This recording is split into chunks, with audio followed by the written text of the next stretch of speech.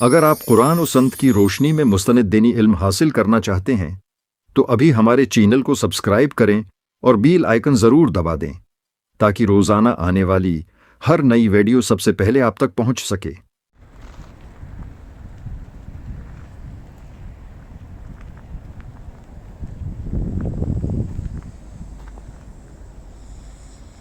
ذرا آج سے تقریباً 1000 سال پہلے کے بر صغیر کا تصور کرتے ہیں۔ یہ ایک ایسا خطہ تھا جو اس وقت بڑی حد تک علمی اور فکری تاریکی میں ڈوبا ہوا تھا اور کسی ایسی گہری تبدیلی کا شدت سے منتظر تھا جو آنے والی کئی صدیوں کا نقشہ بدل کر رکھ دے۔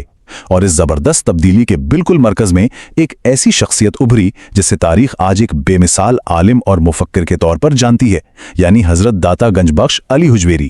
یہ مشہور زمانہ فارسی شعر کسی عام انسان کا نہیں ہے، بلکہ بر صغیر کی تاریخ کے ایک اور انتہائی عظیم نام خواجہ معین الدین چشتی کا ہے۔ انہوں نے فرمایا تھا کہ گنج بخش تمام جہان کے لیے فیض رساں اور اللہ کے نور کا مظہر ہیں۔ وہ خامیوں والوں کے لیے کامل مرشد اور کاملوں کے لیے رہنما ہیں۔ اس خطے کی فکری تاریخ آخر بدلی کیسے، یہ سمجھنے کے لیے اس عظیم عالم کی زندگی کا مطالعہ بے حد ضروری ہے، جنہوں نے اپنے بعد آنے والی ان تمام بڑی تاریخی شخصیات کو اس حد تک متاثر کیا۔ آج کے اس تجزیے میں ہم 6 اہم حصوں پر بات کریں گے۔ پہلا، ایک عالم کا سفر۔ دوسرا، بر صغیر کا بحران۔ تیسرا، کشف المحجوب کی تصنیف۔ چوتھا، علم کا مرکز۔ پانچواں، بنیادی اخلاقی تعلیمات۔ اور چھٹا، ایک لازوال ورثہ۔ تو آئیے پہلے حصے سے آغاز کرتے ہیں، ایک عالم کا سفر۔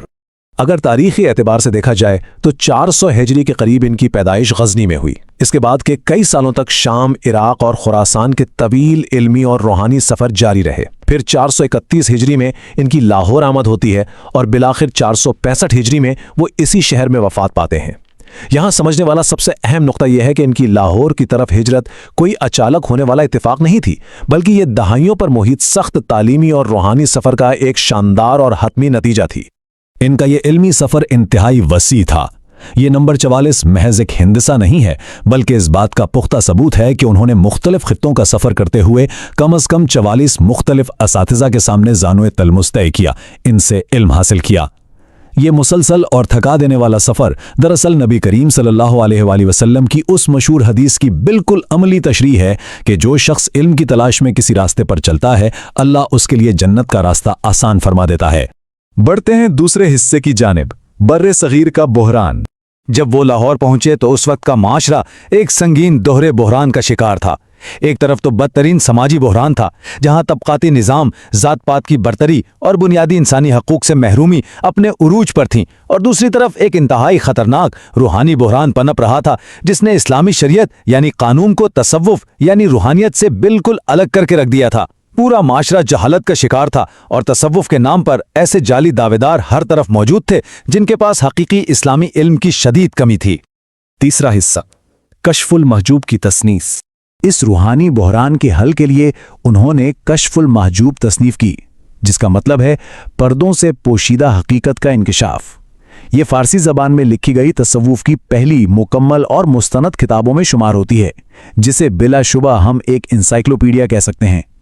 یہ کوئی عام کتاب ہرگز نہیں تھی، یہ ایک بہت بڑی علمی مداخلت تھی جس کا واحد مقصد لوگوں کے ذہنوں سے جہالت کا پردہ ہٹانا اور شریعت اور طریقت کے درمیان موجود ان بڑھتے ہوئے فاصلوں کو ختم کر کے انہیں دوبارہ یکجا کرنا تھا۔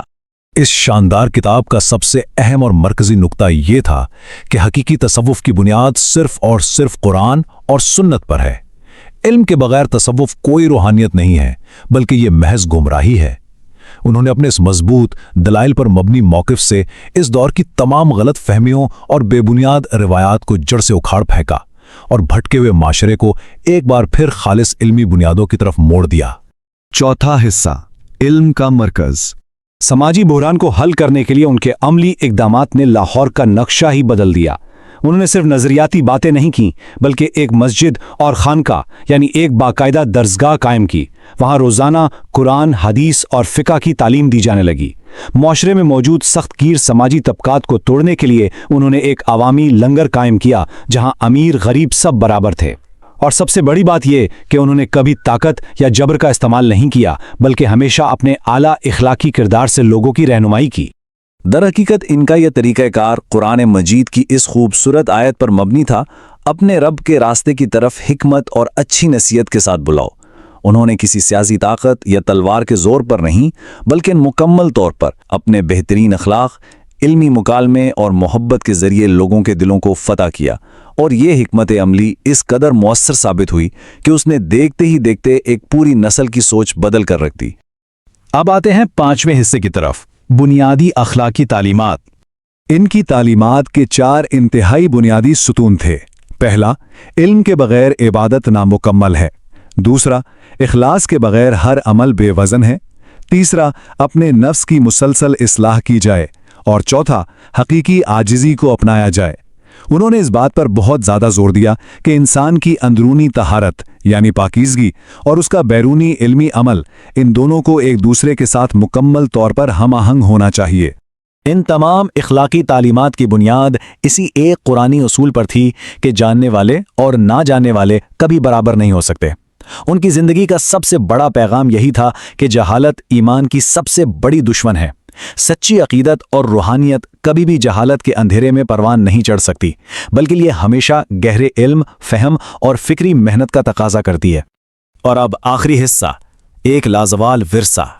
ان کا ورثہ محض چند عوامی قصے کہانیوں یا لوک روایات پر مبنی نہیں ہے، بلکہ یہ مستند علمی حوالوں، اخلاقی تعلیمات اور گہری سماجی اصلاح کی ایک انتہائی مضبوط دستاویزی بنیاد پر قائم ہے۔ جدید دور کی سنی سنائی باتوں سے ہٹ کر یہ تسلیم کرنا انتہائی ضروری ہے کہ وہ ایک انتہائی مستند عالم اور معلم اخلاق تھے، جن کی مدلل تحریروں نے بعد میں آنے والے بے شمار مفکرین اور اسکالرز کی واضح رہنمائی کی۔